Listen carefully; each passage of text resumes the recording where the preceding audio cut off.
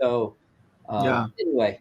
Yeah. We kind of walked awesome. through something similar a couple of years ago because I had an anxiety attack that put me in the hospital because I thought I was having a heart attack. Yeah. And so there was a season that I walked through where like I couldn't go into restaurants. I couldn't go in, like I couldn't be around like a lot of people. I would just, and I didn't know what was happening at first. Like they were like, it started with a migraine and then it just kind of like spiraled out of control from there. And I was like, went to my boss and I was like, I think I need to go to the hospital because I think I'm having a heart attack. And I was just like trying to stay as calm as possible. And he's like, all right, let's go. And so then I called her. But yeah, there was like a season that I even had to walk through and that very similar where like she had to shoulder kind of a lot of that. Yeah, God literally gave me instructions on what to do and how to break it off of him, like in my dreams. Yeah. Like I woke up literally from a dream and was like, God has not given you a spirit of anxiety. And he said to use that word specifically, anxiety. Literally, I cast it off in my dream, and then I knew to do it immediately after I woke up. Yeah, like you would over like him. place your hand, you like pray over me at night. Yeah, it's like, so God was just instructing me so clearly.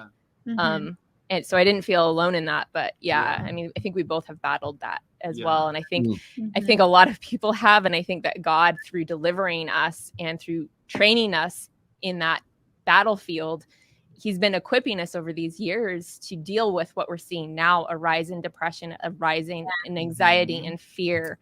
Absolutely. So I just keep hearing testimonies like that. And I know that God's like raising up an army just to deal with that.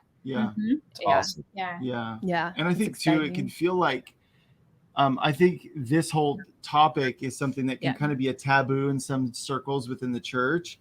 And it's hard because it's like, well, I know what the Bible says. I know these things, like, but I can't change the fact that I'm in this position right now and that I'm dealing with this stuff and she's having to deal with the stuff she's having to deal with as a result of it. And I'm not, and also it's like, it felt like the whole thing felt like a betrayal of who I am. Cause I'm normally a fairly carefree person. I'm very passionate, but I'm not like I don't sit there and wring my hands over everything. And so it was like the whole experience was new for me. And so I think sometimes some shame can come in as a result of that too. Absolutely. Like, I'm not supposed to be feeling this and I don't know who I can tell because I don't want to be chewed out by someone because they're like, you shouldn't be, Right. So, No, absolutely. I'm sure you faced a little bit of that yourself. Oh yeah, for sure. Well, it was interesting too, because I just had this, I didn't realize it at the time, but when he was going through his depression early on, I had this judgment in my heart of just like other people going through it. I'm just like, just shake it off. Like just push through it just fast. Pray some more. I don't know. No big deal. Yeah.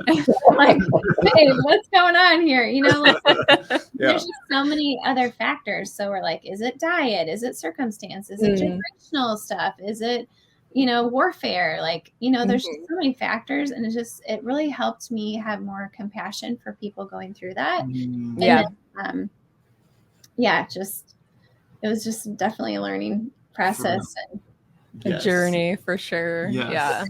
Yeah, definitely. So